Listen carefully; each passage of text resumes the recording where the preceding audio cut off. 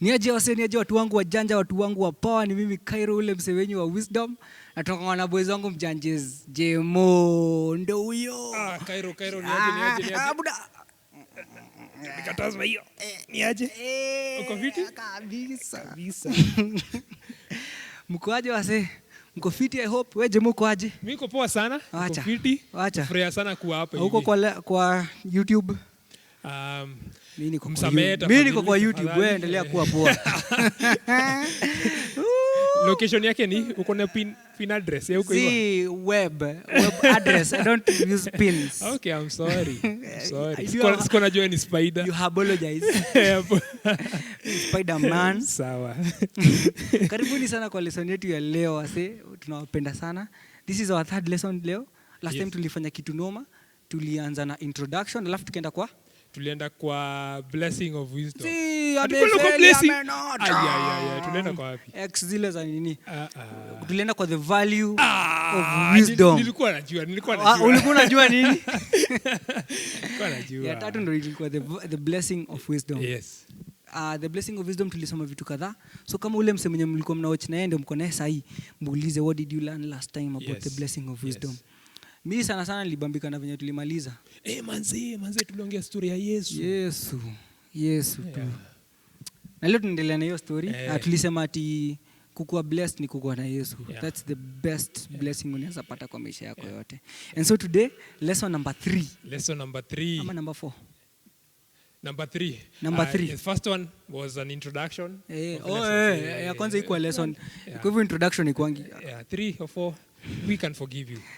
Sawa. And umesoma story ya Yesu nikakumbuka kitu poa. Hebu sema. John chapter 14 verse 6 inasema Yesu alisema I am the way, the truth and the life. The way, the truth and the life. No one comes to the Father except through me. And leo tunafanya kitu poa sana. Kitu gani hiyo? Tunafanya kitu noma inaitwa the way of wisdom. Yeah, the way of wisdom. So, karibuni sana kwa lesson yetu ya leo. And we're going to be looking at the book of Proverbs ndio tuna study, tuko chapter 9. Yep. Atufanye hadi chapter 31, lakini tuna hope mtaget kulearn vitu more out of the few chapters that we have selected za kulearn, si ndio? Yeah. And so about the way of wisdom. The way of wisdom, swali ya kwanza tunaweza jiuliza, what is it? And so tutasoma chapter 9 from verse 1.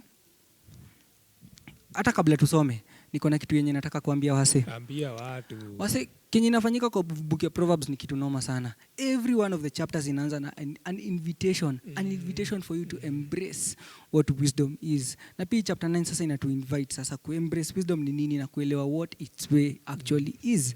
And so verse 1 inasema, wisdom has built her house, she has hewn her 7 pillars, she has slaughtered her beasts, she has mixed her wine, she has also set her table. She has sent out her young women to call from the highest places in town. Whoever is simple, let him turn in here. To him who lacks sense, she says, come eat my bread and drink of wine mixed. Live your simple ways and live and walk in the way of insight. Mimi na Jemo tuliitikia hii invitation. Na ndio maana leo tunaongea juu ya the way of wisdom. Na sasa leo tukibonga juu ya the way of wisdom, tutabonga juu ya 3 lessons. 3 very particular lessons zenye tunaona kutoka chapter 9 from verse 9 and 10. Chapter 9 from verse 9 and 10. So inasema, give instructions to a wise man and he will be still wiser. Teach a righteous man and he will increase in learning. The fear of the Lord is the beginning of wisdom and the knowledge of the Holy One is insight. Hadi hapo.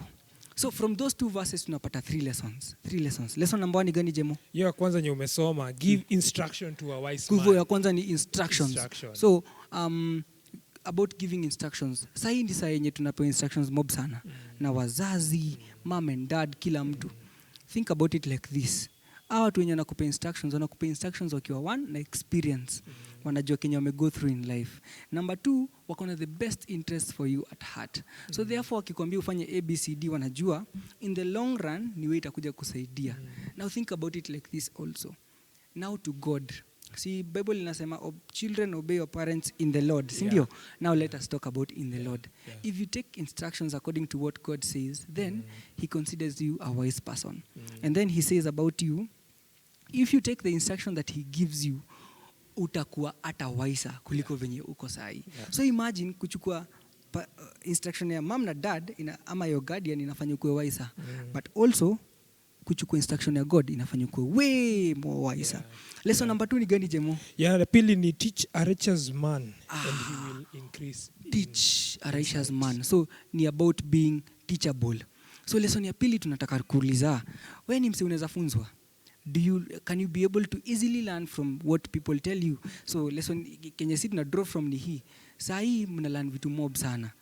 Both in school and both at home. Saa hii wazazi wenyu wanawa correct sana. Sana. Na Bible inasemanga mtu mwenye ni mjanja anakuanga teachable in spirit. One of the things napenda juu ya disciples ni walikuwa nini? Teachable, si ndio? And by the end of the day wakaweza kuspread gospel hadi mali imefika saa hii. So swali yenye nakutaka kuuliza ni hii. Are you a wise person? Are you teachable?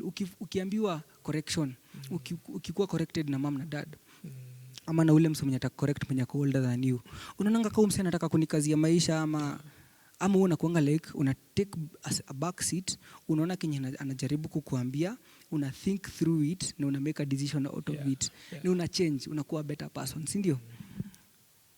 Kuwa mjanja, be teachable.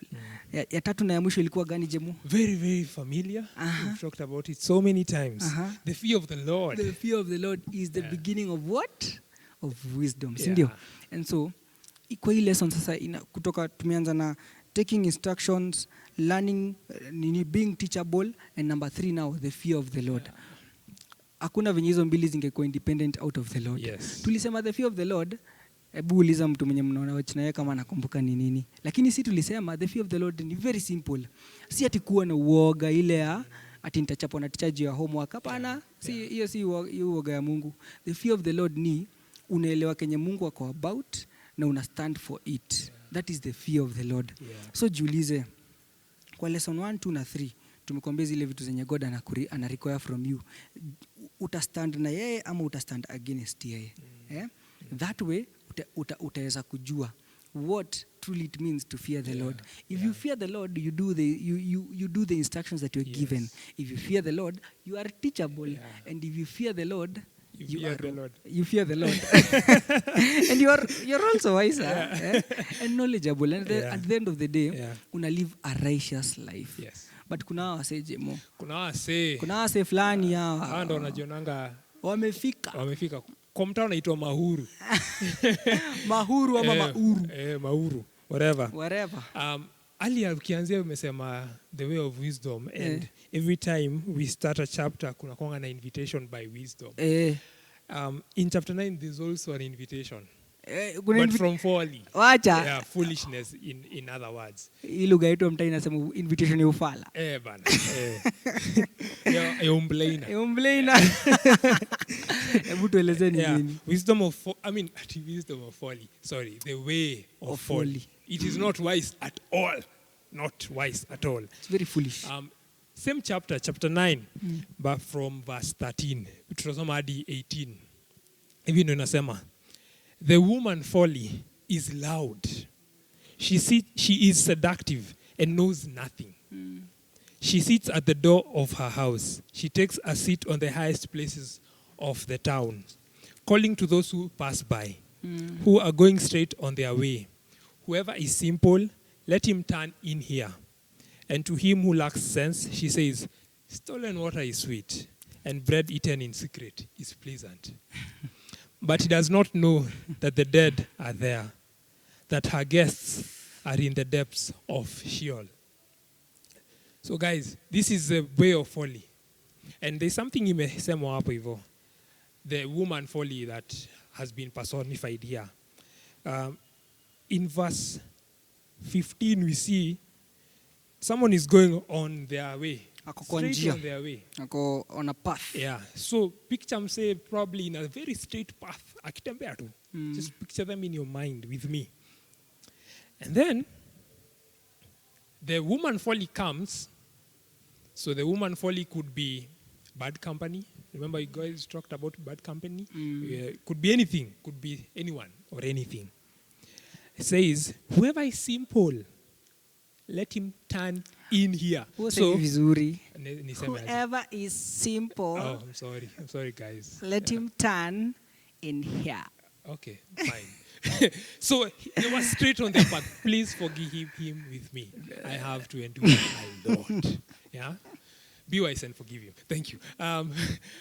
So someone is walking straight on their path. But whoever is simple. Remember, to may define being what simple is in Proverbs. He said someone who's simple in nani?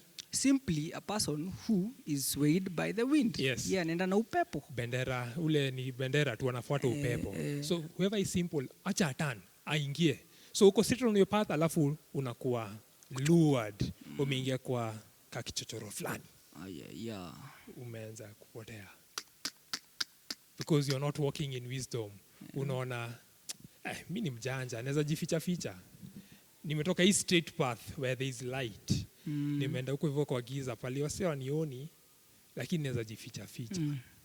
Then you're walking down the road of foolishness.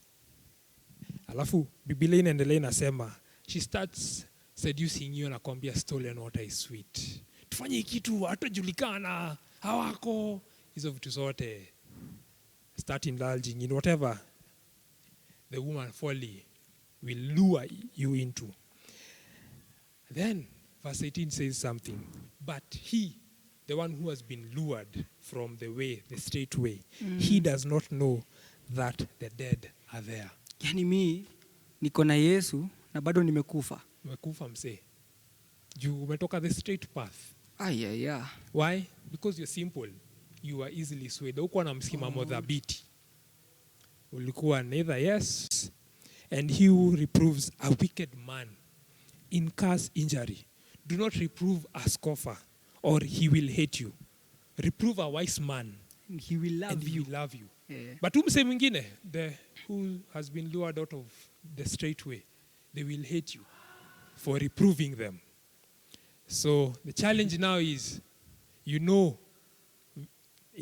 record is clear that it does not bring us to a good end. Yeah. Brings us to distraction. Nothing good comes out of straying away from the way of the wise, the way of wisdom. However, kuna promise ingine pia po imepewa Wacha. for people who are walking in wisdom. Poa sana. Verse 11 and verse 12. After tumeongea story ya instruction, being teachable and fear of the Lord. Nasema hivi verse 11. For by me your days will be multiplied and years will be added to your life. If you are wise for yourself. If you scoff, you alone will bear it. Yeah. So tumepromisiwa hapa hivi our days being multiplied. Could mean anything. Could mean our earthly days being multiplied. Or again, it could mean that the few days that we live here, they are very productive. Very productive. Jesus Christ only lived 33 years. Kidogo. But manze impact yake ni for generations, forever and ever. Si uongo. So a life of impact, a life that is multiplied. And again, the way of wisdom will lead you to Jesus Christ himself. And in Jesus Christ you get life. And not just life, but life everlasting. So your days will be multiplied forever. Forever. So that's a promise of guys who walk in wisdom, who walk in the ways of the Lord. And it's such an amazing promise. Mi inanibamba sana. Manze. Inani-encourage kuendelea kutaka walk in the way of wisdom day and night. Nimesikia story ya wase wanaitwa scoffers. Scoffers ni wase wanapenda kuenjoyana. Essentially. Mi nimejipata hapo, sitawadanganya. But I want you to think of it like this. Ndio unaweza kukienjoy wase, but unaenjoy Mungu. Unajua God na Bible inasema juu ya scoffers kwa Psalms chapter 1. Blessed is the man who does not walk in the way of the wicked, or stand in the way of sinners, or sit in the seat of scoffers. But his delight is in the way of the Lord, and on it he meditates day and night. He's like a tree planted. Go and read someone. Someone read someone. Someone read someone. Yeah, Sindio? yeah.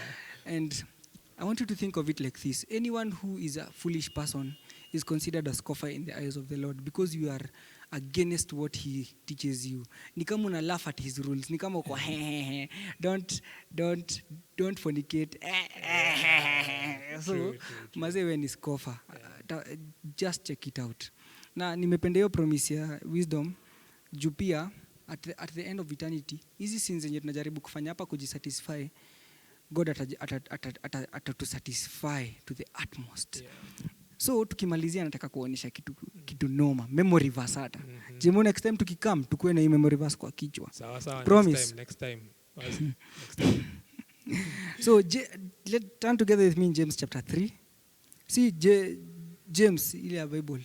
James chapter 3 from verse 17. From verse 17 it says this, but the wisdom from above is first pure, then peaceable, gentle, open to reason, full of mercy, good fruits, impartial and sincere, and a harvest of righteousness is sown in peace by those who make peace. Essentially, guys, that is the way of wisdom. That is what wisdom looks like. Wisdom is gentle, it's open to reason, it is full of mercy, it has good fruits, it is impartial, it is sincere, it is pure. And that's the way of wisdom. So anything that, any moral traits that you're given by this world that are not according to the word of God, they lack all of these things. The only way of wisdom we know is one which is through Jesus Christ. Hiyo tu.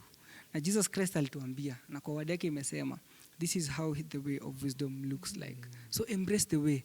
Let the wisdom that you learn lead you to purity, lead you to more mercy, lead you to more sincerity.